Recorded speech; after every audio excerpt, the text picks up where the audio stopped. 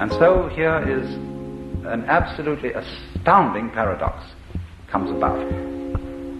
And it goes like this.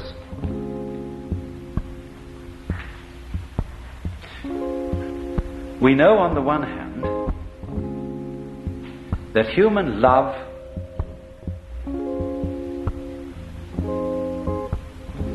is only genuine when it is felt in the depths of the heart. And we know that this is true whether it be the love of man or whether it be the love of God. We are always looking for the genuine article, you see. We don't want someone to love us because they're forcing it. We want them to love us because they really do in their heart. Now you see, when you go back to the study of the history of the Hebrew religion underlying the history of Christianity, you will find this problem in this way. That you've got two traditions constantly compensating one against the other, playing each other off in the history of the Hebrew religion. The priestly tradition and the prophetic tradition. The priesthood is always concerned with the external observance of the laws. But the prophetic tradition is always concerned with, do you really mean what you do? They constantly condemn as a hypocrite. And you see, in this sense, Jesus is the greatest of the prophets. They constantly condemn as a hypocrite the person who obeys the law without meaning it. Maybe this man does not commit adultery, but the prophet says, if he has looked at a woman to lust after her, he has already committed adultery in his heart. So that if you really obey the law, you obey it with your feelings and not just outwardly. For as Jeremiah says, the day will come when no man shall any more say to his brother, know God. That is to say, know the law of God. But they shall all know me, for I will write my law in their inward parts.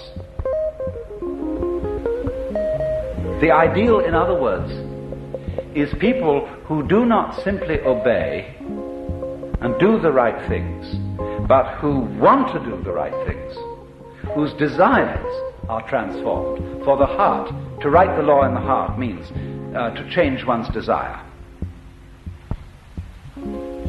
So you see, what this comes to then is a peculiarly paradoxical situation, that you are required by law to be completely honest. And more than that, you are required by law to be loving and honestly loving.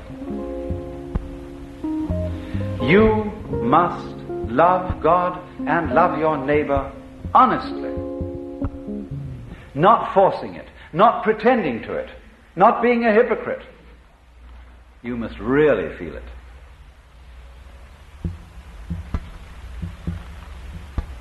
Now that, you see, is where the astonishing conflict occurs between the mystic and the moralist. For the moralist knows that he has to be more than a legalist. He has to be more than one who insists that the outward observance of the law be kept to. Luther said that the law which requires that inward compliance is the most terrible thing.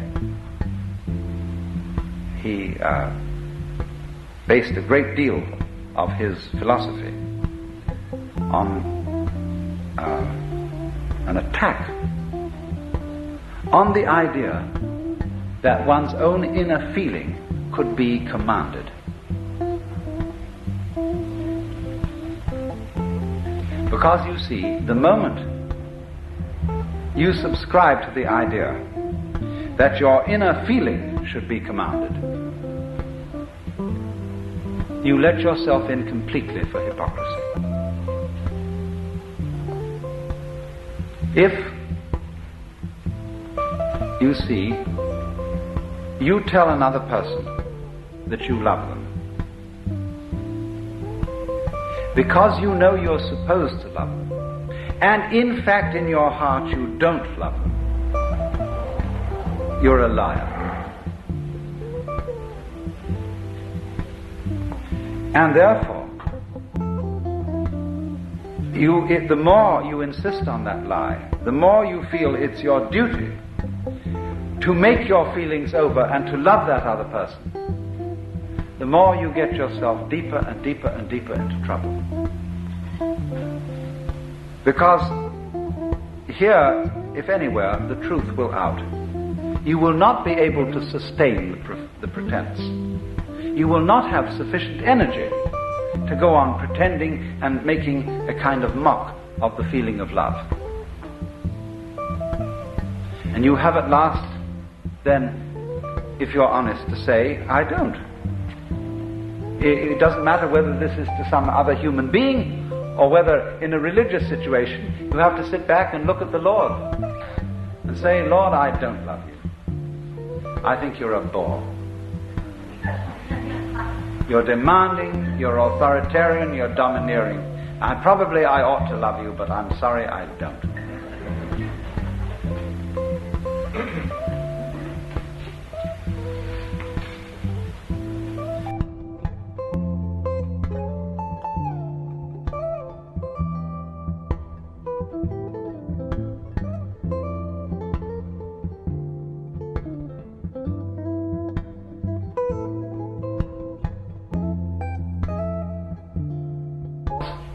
If I say to somebody, look, I'm not doing this for you because I love you or because I like you. I'm doing it for you because the book says I must. Now that puts it up to the other person, who has to look within himself and say, honestly, ought I to accept this favor from this person? Or ought I to go about seeing how I could provide myself with these conveniences? He may say, I understand you don't like doing this, but excuse me, I'm in a terrible jam, and I will be most beholden to you if for a little while yet you will go against your feelings and help me out. See, that's a nice way of doing things. That's the kind of real understanding that we have to have. I was associated once with somebody in a business way who was a complicated person who pretended always that he was a great idealist.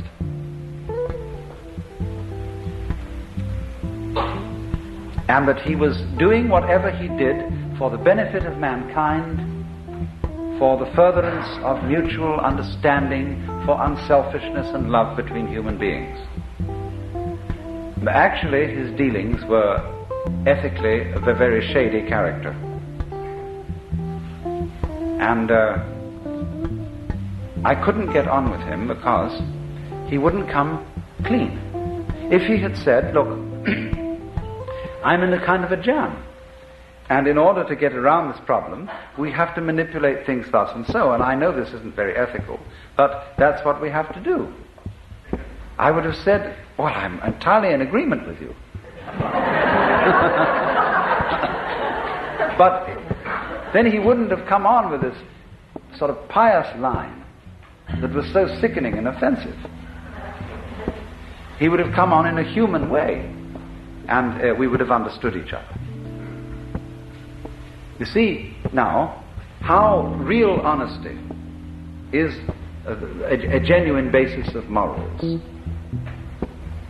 Real honesty is always not pretending that your feelings are other than they are. We know, as we deal with situations practically, that we may have to do things that go against our feelings. And it's the same with helping people when you have to, whom you don't like, you don't want to help, but on the whole it's rather necessary to do so. But don't ever be dishonest in playing that your feelings are not what they are. Now, from this standpoint, we can perhaps understand something about the deep relationship between morals and mysticism. If we go back, you see, to the experience that I described as mystical, we see that it is the vision,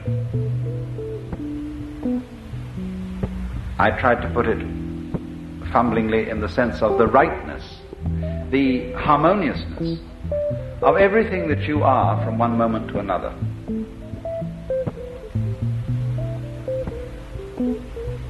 That, in other words, human behavior, its ups and its downs,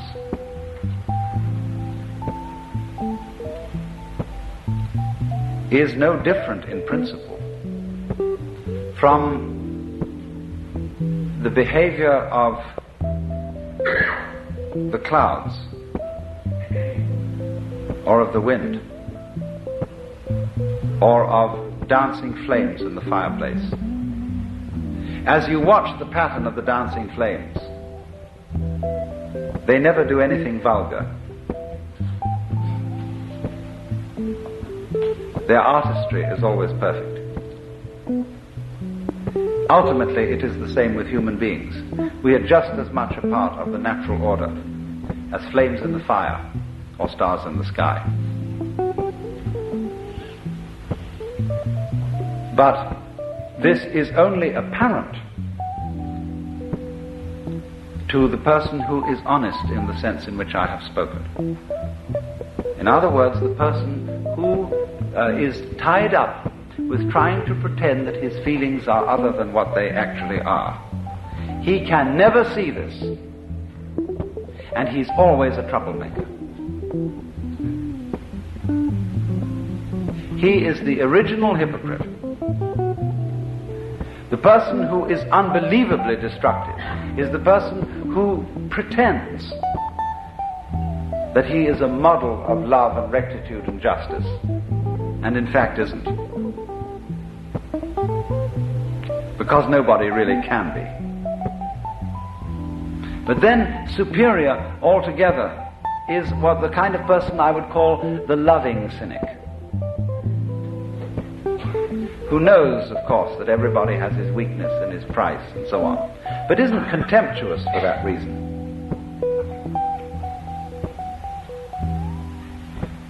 Incidentally, may I be so bold as to recommend a book, Memories, Dreams and Reflections by C.G. Jung. Jung's autobiography, the life story of a man who, in my opinion, was a superb human being in this particular sense of thoroughly knowing his own limitations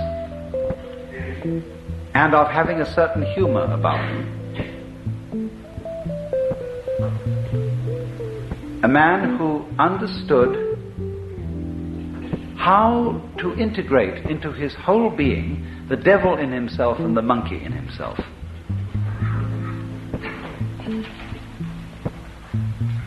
So then,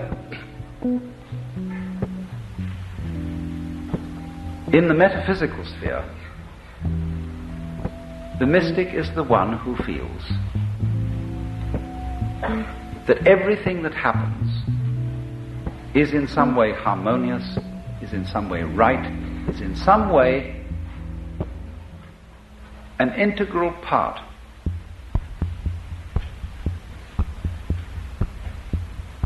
of the universe. Now, when we transplant or translate that into the moral sphere, the sphere of human conduct, The equivalent is this: there are no wrong feelings.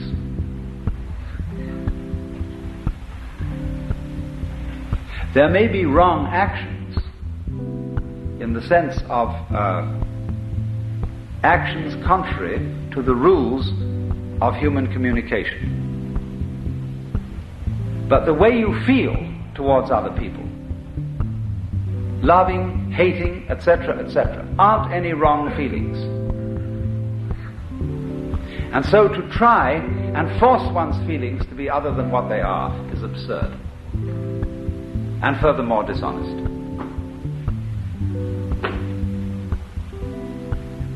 But you see, the idea that there are no wrong feelings is an immensely threatening idea to people who are afraid to feel in any case.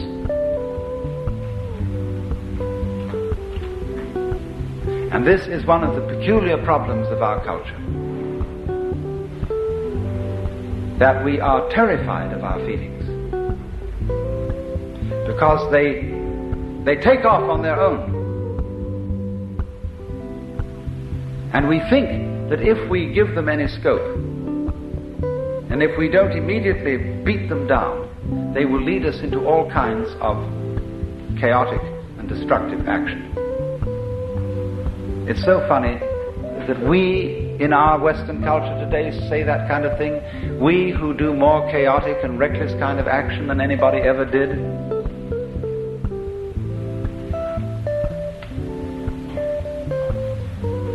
But if, for a change, we would allow our feelings and look upon their comings and goings as something as beautiful and as natural and necessary as changes in the weather, the going of night and day, and of the four seasons, we would be at peace with ourselves. Because what is problematic for Western man is not so much his struggles with other people and their needs and their problems as his struggle with his own feelings, with what he will allow himself to feel and what he won't allow himself to feel.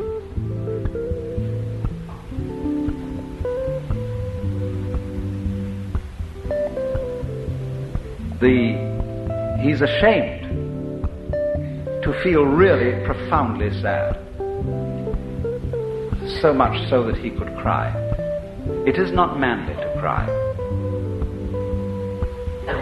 He is ashamed to loathe somebody, because you are not supposed to hate people.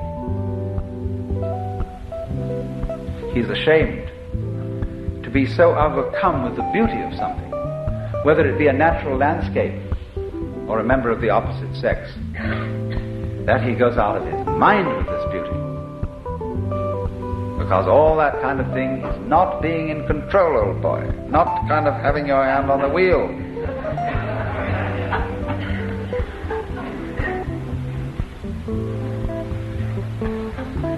But it is because, you see, we don't go with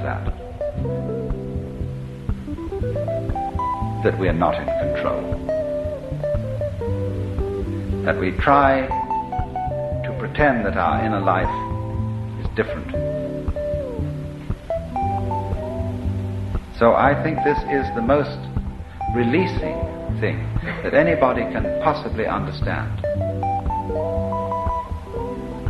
That your inner feeling is never wrong. That's to say, what you feel, it's never wrong that you feel that way. It may not be a right guide to what you should do.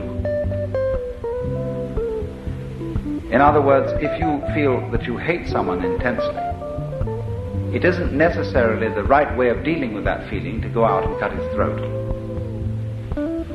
But it is right that you should have the feeling of hating, or of being sad, or of what, frightened, terrified, whatever it is. For you see, when a person comes to himself, he comes to be one with his own feeling. And that is the only way of being in a position to control it. It is in exactly this way that the sailor always keeps the wind in his sails. Whether he wants to sail with the wind or whether he wants to sail against the wind, he always uses the wind. He never denies the wind. Well, and it's exactly that same sense that a person has to keep going with his own feeling. Whether he wants to act as the feeling obviously suggests or act in a different way, he has to keep the feeling with him, because that's his own essential self.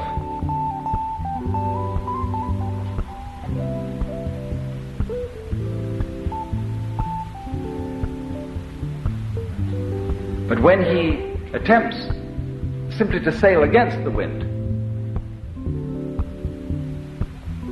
he's lost himself. He's become just a kind of empty mask which hasn't got any real life behind it. And all its protestations of love and goodwill are hollow. So you see, it is in the most basic, simple situation. A mother has a child. She got it by accident, you know? And she thinks, oh heavens, now I'm all tied up, full of responsibility and so on, I can't stand it. So I really didn't want to have it, and no, I mustn't think that thought. All good mothers naturally love their babies. And so when she gets the baby, she says, darling, I love you, but her milk is sour. And the baby gets the other message. And the baby's mixed up. And it would be much better if that mother said to the baby, listen, you're a pest and you're a nuisance, and I didn't want to have you around. Well, then they understand each other. And everything's clear. There's no confusion. There's nothing mixed up here. And two, when you feel somebody is a pest and a nuisance, and you really let it go and you tell them so, you're apt in a while to get a sense of a kind of humorous feeling about it. That you can begin from telling them that they're a damn nuisance, and I wish you would just disappear and get lost. After a while, you say, yeah, you old bastard. You know, and it begins to have a kind of affectionate feeling to it.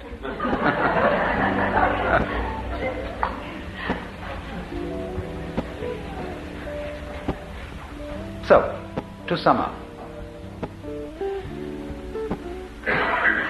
what the mystic primarily feels is the divinity, the glory of whatever is. And when we apply that to the moral sphere, what is what one feels genuinely. And this must always be admitted, always allowed. It doesn't mean to say, let me emphasize this, it doesn't mean that we always are therefore compelled to act upon the basis of what we feel. That is to say, to kill the person we hate. Hatred does not necessarily lead to violence. It is unacknowledged hatred that leads to violence. Honest hatred can be expressed in much simpler ways. But the expression, the recognition, the acceptance of what is honestly felt is the moral equivalent of the vision that whatever exists is a manifestation of the divine.